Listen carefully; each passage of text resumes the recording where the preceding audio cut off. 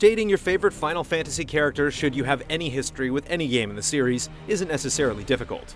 Ranking them is. What makes a character stand out, no matter how many pixels they possess, is depth. What moments define their journey, what lessons did they learn, and how did they change in the hours we spent together? We don't expect you to agree with this list, but for us, these are the characters we find impossible to forget. Told ya! Number 10. Sephiroth. If this were a sword contest, Sephiroth might find himself on top, but here, he barely cuts in despite some seriously embarrassing anger issues and a flair for the ridiculous. But it's not really his fault. After several betrayals and misunderstandings, Sephiroth finally let his blade do the talking, and few people have been able to quiet him since. He's one of the most indelible and identifiable icons Square has ever created, returning in films, fighting games, and genre crossovers, and his character theme is among the best out of hundreds in the franchise. Number 9. Cid. Who the hell is Cid anyway?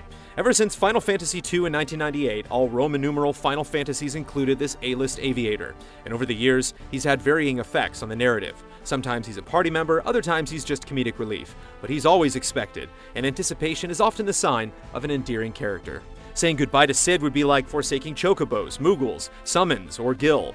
He's a permanent fixture in the series, and sometimes one of our favorite characters in the game. You lust for the stone's power, do you not? Number 8. Oren. If Oren wasn't in our party, we'd be afraid of him. Armed with a massive katana, the Ronin warrior usually only needs one arm to wield it. Banishing Blade remains a favorite attack, where Oren pauses mid-battle to take a drink and slam his sword into the ground to summon ghostly spirits. His words are as sharp as his blade, often encouraging his companions with valuable wisdom. The big payoff comes when you finally realize Oren is an unsent, a spirit who has yet to travel on to the far plane until his mission of redemption is complete. Number 7. Cecil Harvey. Baron's Dark Knight was introduced in a time when storytelling in games was still finding its footing, and it's intriguing how Final Fantasy IV went deeper to focus on Cecil's internal conflicts. The game starts as he struggles with the consequences of his actions, and he's demoted for questioning orders. When he tries to make things right, he only finds himself as a pawn in yet another destructive plot. It's his quest to denounce his past self that drives much of the game's story, and his transformation into a paladin also brings a fresh look at new abilities in combat as well. Number 6. Zack Fair. Zack Fair's a mirror, a yin to the yang, to the storm brewing in Cloud Strife. A first-class soldier, he lives predominantly in Final Fantasy VII's past, one of the safer harbors in the convolution at hand. Perhaps his limited screen time and yin-yang relationship with Cloud kept him as a safe bet, but he took up the mantle of main protagonist in the excellent and overlooked Crisis Core on the PSP to deliver an engaging side story. The Buster Sword is sweet, and we honor the man who wielded it well. Number 5. Rhydian. The young girl from Myst holds a special place in many of our hearts, simply because she's the first chance we had to wield the power of a summoner. And how could it get cooler than calling giant monsters to fight on your side? There's more to her character than that, though. Orphaned by the player's own actions, we found ourselves having to protect the girl, placing her in the back of the party to reduce damage.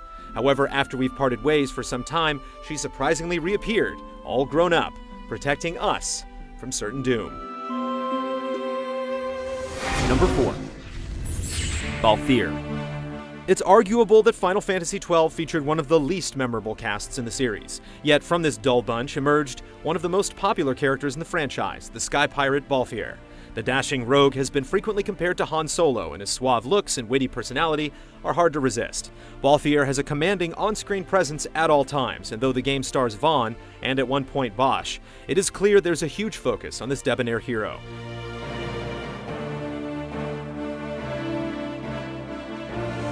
Number 3. Celes Cher.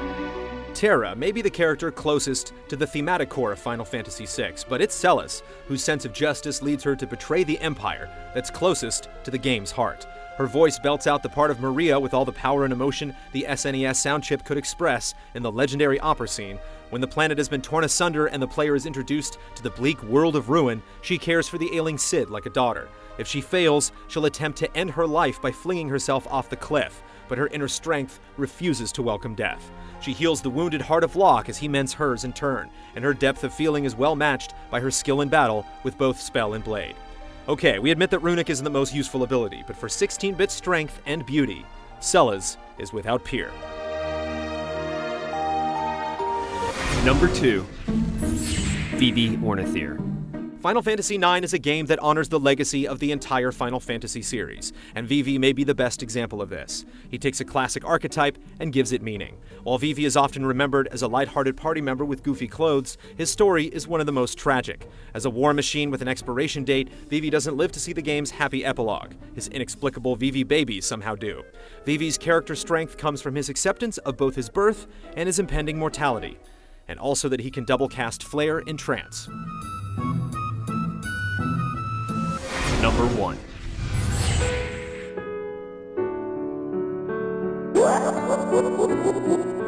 Kefka Palazzo. Hear that?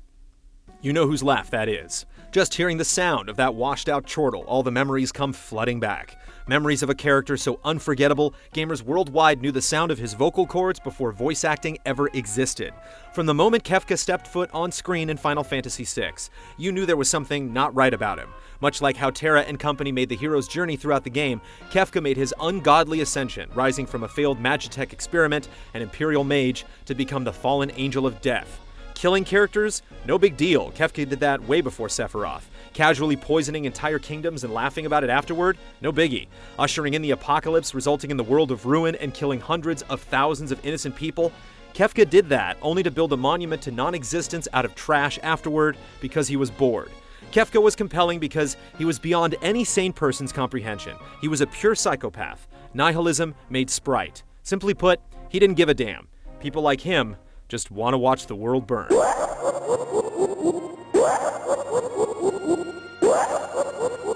So now that all of you have heard our list and hate us, let's see which Final Fantasy characters you love. Captain Commando is keeping it old school and says, honestly, what's cooler than a black mage? Atlan went a little more recent and states, Waka. Carefree, beach-loving blitzball dude. What's not to love? Unfortunately for JT 1987, Tactics didn't get a Roman numeral and wasn't up for a vote. I hope Final Fantasy Tactics will not be forgotten in this list. Ramza Beowulf was a great protagonist, faced with problems on all corners. And lastly, Shuckle had a good point. Thanks to time travel, lightning and hope can both occupy the top spot.